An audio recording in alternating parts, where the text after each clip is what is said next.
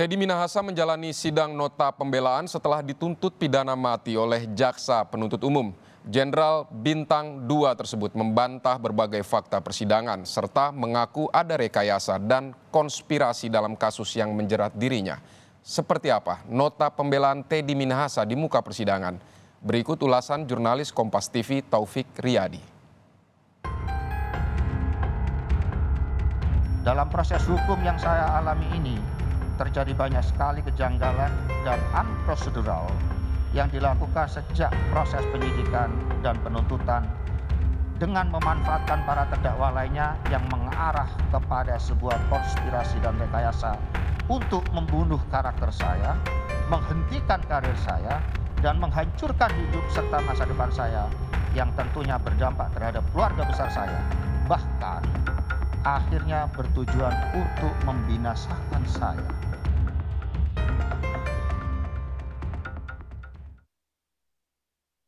Mati menjadi tuntutan yang diberikan oleh jaksa penuntut umum kepada mantan Kapolda Sumatera Barat, Teddy Minahasa. Setelah mendengarkan tuntutan, sang Jenderal Bintang 2 akan memberikan pembelaannya di muka persidangan. Pembelaan diri seperti apakah yang akan Teddy Minahasa berikan setelah tuntutan yang dilayangkan kepada dirinya? Sebuah industri dan konspirasi menjadi judul nota pembelaan Teddy Minahasa di muka persidangan.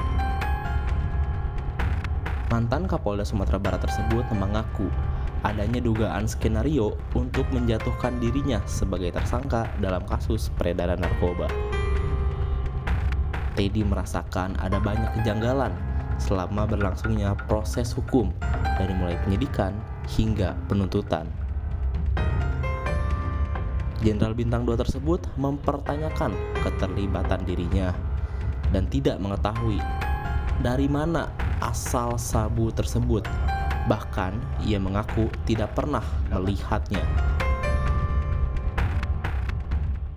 Majelis Hakim yang mulia, dalam proses hukum yang saya alami ini, terjadi banyak sekali kejanggalan dan unprocedural yang dilakukan sejak proses penyidikan dan penuntutan dengan memanfaatkan para terdakwa lainnya yang mengarah kepada sebuah konspirasi dan rekayasa untuk membunuh karakter saya, menghentikan karir saya, dan menghancurkan hidup serta masa depan saya yang tentunya berdampak terhadap keluarga besar saya.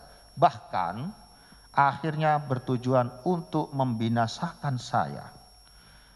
Dengan demikian yang paling mendasar adalah dengan adanya penangkapan sabu 3,3 kg di Jakarta ini. Di mana keterlibatan saya? Mohon izin yang mulia, kita ketahui bersama bahwa proses penyidikan kasus narkotika bermula, kami ulangi, bermula sejak adanya penangkapan dan terdapat BB narkotika ada padanya. Banyak narkotika berseliweran, tetapi jika tidak tertangkap, tidak ada BB-nya, maka proses penyidikan juga tidak ada. Merasa benar-benar dikerjai oleh keluarga Dodi Prawira Negara, ucap Teddy Minahasa saat membacakan pembelaan atas tuntutan hukuman mati dari kasus peredaran narkoba. Selama proses hukum berlangsung, Teddy menyoroti perilaku Dodi dan Maman Supratman, ayahanda Dodi, yang ia nilai sama saja perilakunya. Like father, like son, cakap Teddy yang menjelaskan perilaku Dodi dan ayahnya yang membela diri dengan menyerang dan memberatkan orang lain.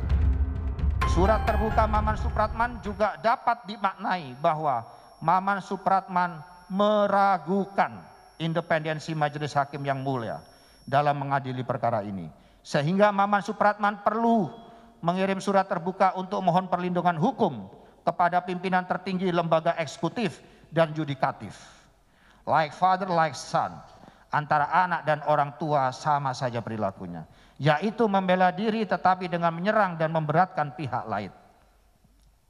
Seandainya pada saat itu saya benar-benar melakukan intervensi atau hal buruk lainnya untuk kepentingan saya, mengapa Rahma atau Maman Supratman tidak menolak atau tidak mereject panggilan telepon dari saya?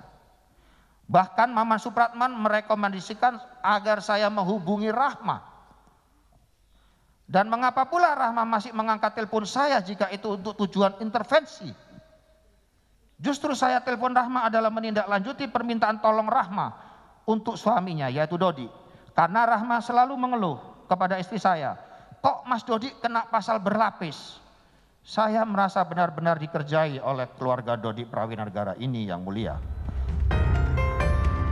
Pernyataan Teddy dalam pledoi merupakan sebuah pembelaan atas keterangan Maman Supratman, ayahanda Dodi, di muka persidangan, yang mengaku ditelepon oleh Teddy untuk mengajak bergabung dan akan menanggung seluruh biaya persidangan. Pak, mohon izin, saya Teddy Minahasa. Ya, ada apa? Halo? Halo? Ya, Pak. Halo. Ya, Saya Teddy Minahasa, Pak, yang ada masalah dengan Dodi. iya ada apa? Itu suara Bapak ya? Maksudnya? Maksudnya biar Dodi satu kubu sama saya, Pak, semua biaya saya handle. Ini Mas, saya ini punya penyakit jantung ya. Dari mulai kejadian, saya tuh udah nggak boleh nonton TV, nggak boleh dengar apa-apa. Sekarang ini yang nangani itu istrinya. Oh, saya telepon Ama saja kalau gitu ya. Iya. Ya, Bapak percayakan saya juga tidak akan nyudutkan Dodi, tidak, Pak. Saya tetap bantu juga. Bapak yang sabar ya, Pak. Iya. Saya hubungi Ama, Pak.